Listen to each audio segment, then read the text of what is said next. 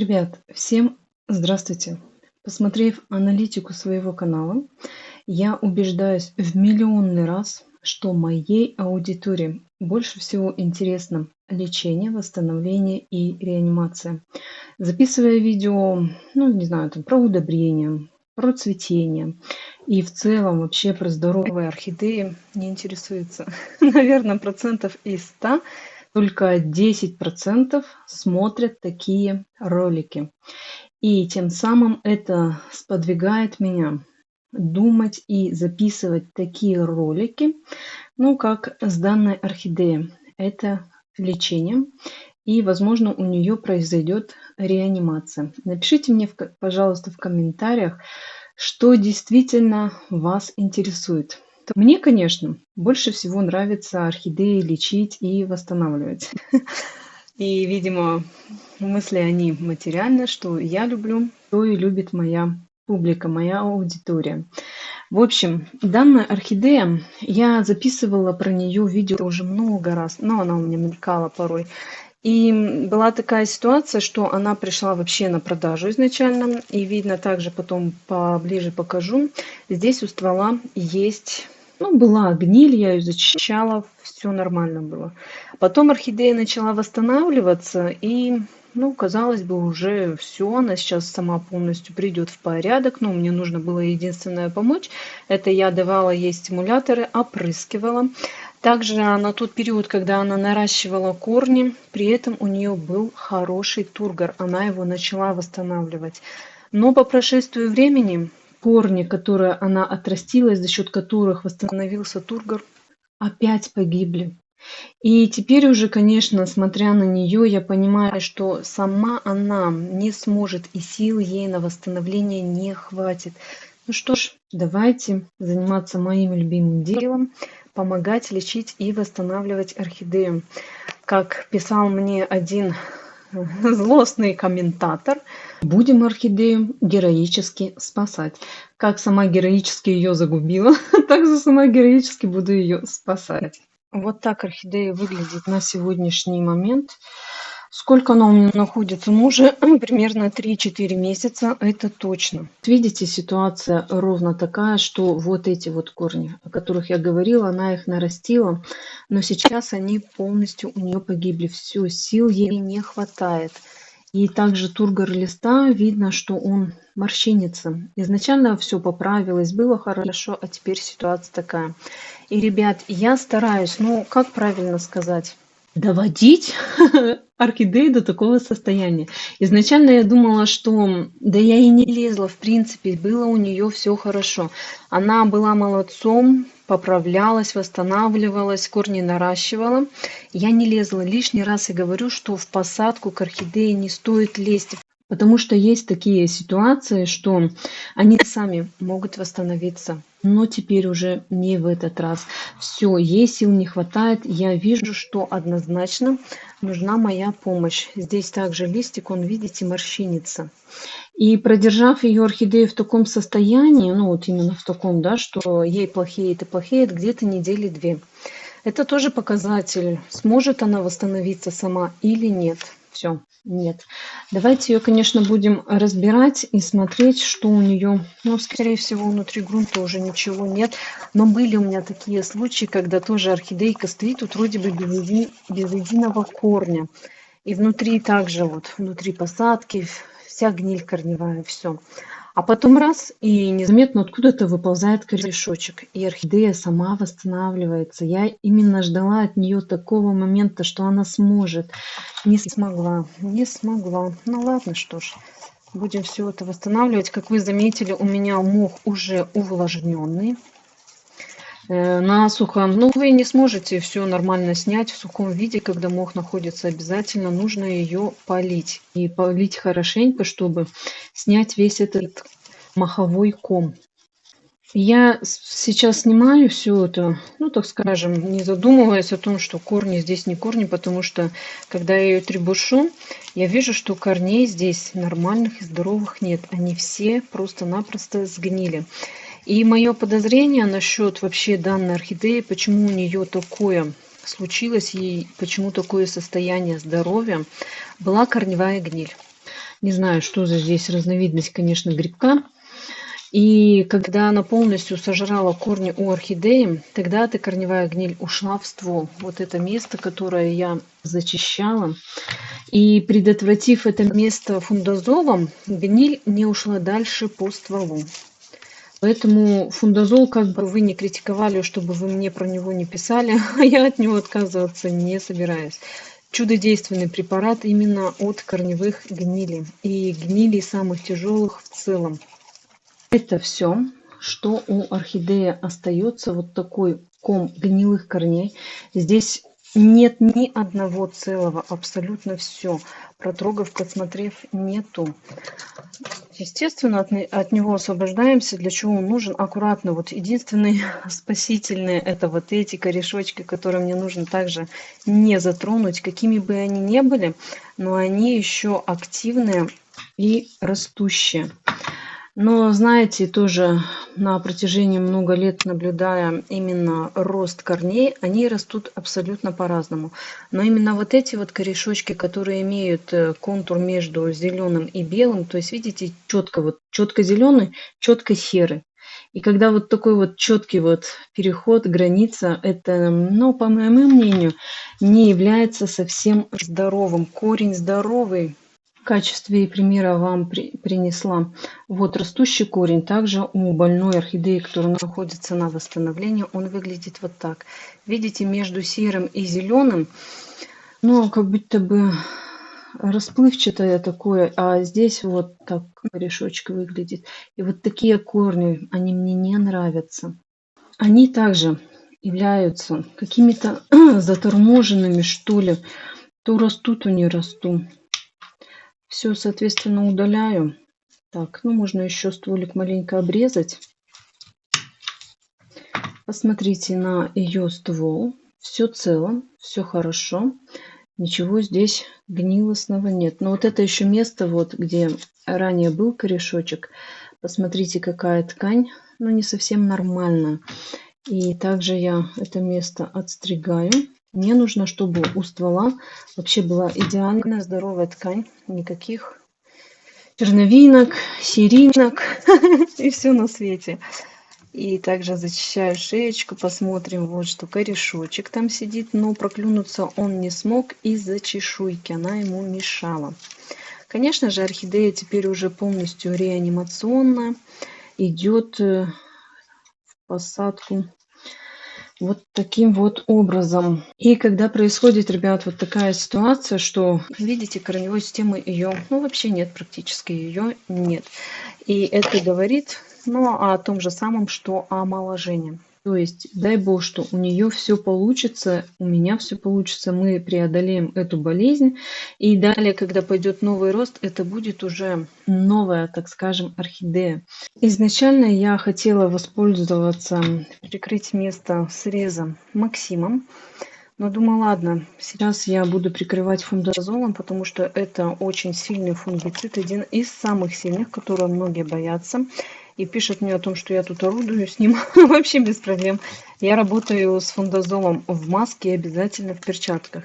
Инструменты у меня после всех процедур обязательно обрабатываются. Ни в коем случае, ребят, нельзя. Вот даже вы сами видите, что этим скальпелем я орудую на всех своих орхидеях. И болезни у всех абсолютно разные. Я их обязательно обрабатываю для того, чтобы одну заразу не перенести на какую-то другую заразу.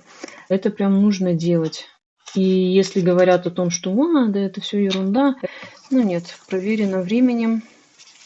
И говорю из личного опыта. Примакиваю все конкретно. Так, все обработав и прикрыв, оставляю, конечно же, на просушку. На это у меня уйдет примерно часов 5-6. Только потом, когда орхидея полностью подсушит это место среза, ствол, я уже буду усаживать ее в посадку. Фундазол у меня, ребят, есть в наличии. Обращайтесь. Плотненько его закрываю. Производитель хорошо придумал на данный момент пакетик и сразу такой контейнер. Все, прячу. Больше фундазол мне никак ничем и не навредит. По крайней мере, ну не знаю, не навредил за столько лет времени работы с ним. Ребят, я орхидею для точности просушила сутки. И буду надеяться, что это время, ну, дало. Потому что если оставить на 3 часа, есть такое, будет посадка влагоемкая и не досохла до конца, чревато может пойти какой-то гнилостный процесс от ствола. Я сейчас буду орхидею усаживать вот по такому типу. Также мне этот метод реанимации подсказали мои подписчики. Изначально данная орхидея, она сидела и реанимировалась в бутылке вот так. В бутылку я ее усаживать не хочу, потому что корешочки у нее есть. И думаю, что такая посадка даст ей быстрый толчок. Когда орхидея остается полностью, абсолютно совсем без корней, я вот такие сюда орхидеи усаживаю в бутылку. А если есть что посадить, то без проблем. Как только данная орхидея посидела в бутылке и нарастила корешочки, не нужно мне в комментариях о том, что писать, что я отношусь кощунственно и листьями усаживая воду. Понятно, что листья в первую очередь орхидеи дают дыхание. Они дышат с помощью них, а корневая система – это питание. Ну, видите, работает, работает. Вот эта орхидейка, про нее можете посмотреть в этом видео. Сидит здесь нормально, вот с этими корешочками. Также еще вон там вдали видно один растущий корень. На дно я укладываю увлажненную мокрую циафлору, которая в наличии у меня есть. Приобретайте, Почта России могу отправить. И в качестве дренажного слоя укладываю на низ.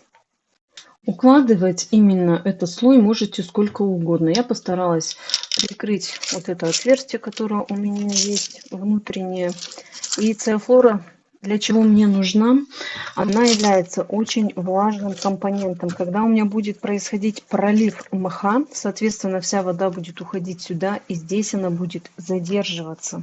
Сейчас в качестве мха я буду брать вот такой живой лесной. У меня есть сухой, который можете приобрести, а этот был ранее. У меня оставалось его совсем чуть-чуть, и я решила его заморозить. Сейчас как раз я на личном опыте проверю, будет ли этот мох прорастать внутри посадки. Кто-то мне также говорил о том, что прорастает. Ну, не знаю, мне кажется, когда был живой, плюс заморозил, соответственно, умер. Но говорят, что прорастает. Посмотрим. И также мне писали про Аберон и вообще про любые препараты, которые не губят мох. Я вам на личном опыте могу показать обратно. Вот этот мох был обработан Абероном. Там по прошествию времени завелся панцирный клещ от переувлажнения. Бывают подуры, бывают панцирные клещи. Обработав именно мох Абероном, смотрите, вот такая ситуация, и мох начал погибать.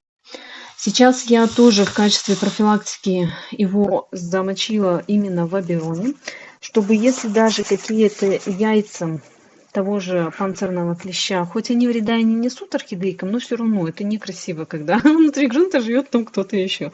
Я понимаю подуры, но даже панцирные клещи, они порой меня тоже вводят в смущение.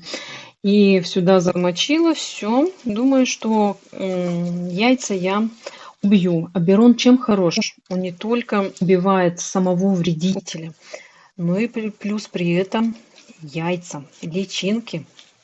У меня получается вот такой вот мох. Тоже, в принципе, красивый, хороший, не то что продают в магазинах.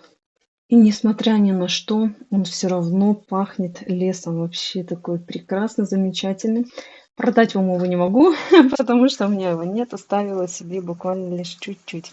Потом уже по весне, ближе к лету, появится обязательно. Так, укладываю, в общем, мох и делаю, так скажем, гнездо. Внутри вот такое глубокое пространство, чтобы мне усадить орхидею. И усаживать обязательно нужно. У меня пеноплекс, который остался от утепления окон. Ранее я использовала пенопласт. Хоть что.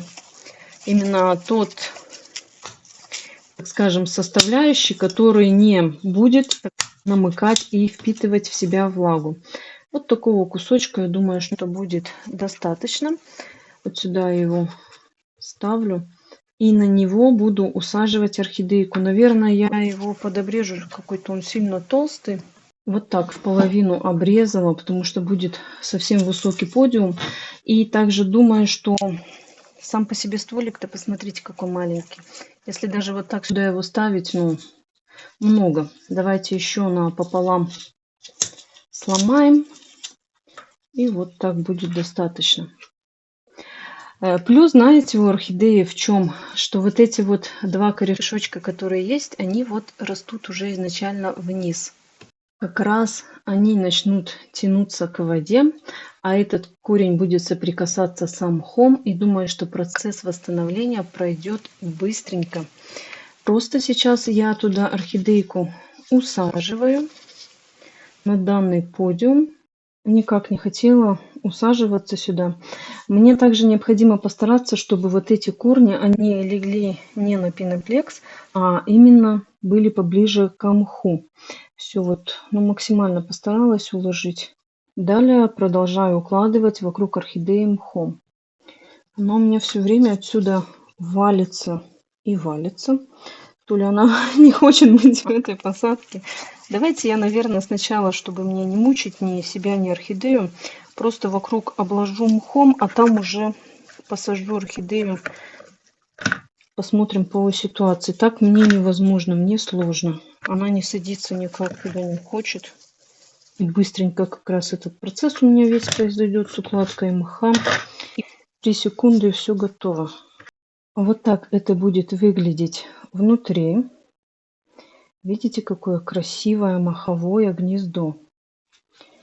И все. Теперь, думаю, что без проблем я ее туда посажу. Ни она мне не мешает, ни я ее лишний раз тревожить не стану. Все, ребят, теперь она сюда прекрасно села.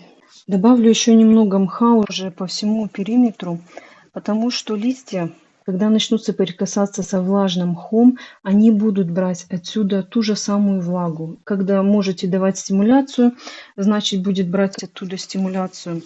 То есть заполоняю все пространство горшка. Вот так полностью уложив по всему периметру. И орхидеечку уже в 3-й раз сюда устанавливаю. И, конечно, моя задача сделать так, чтобы орхидея не касалась стволом мха. Вдруг что-то туда упадет к стволу, обязательно отодвигайте. Здесь она села, и также вижу, что самый длинный корешочек начал упираться мха. Это замечательно. Будет также брать оттуда питание и помогать орхидейке. Ну и чтобы ствол. Здесь, казалось бы, соприкасается, но нет. Ствол очень далеко от мха. Так что думаю, что все пройдет на ура.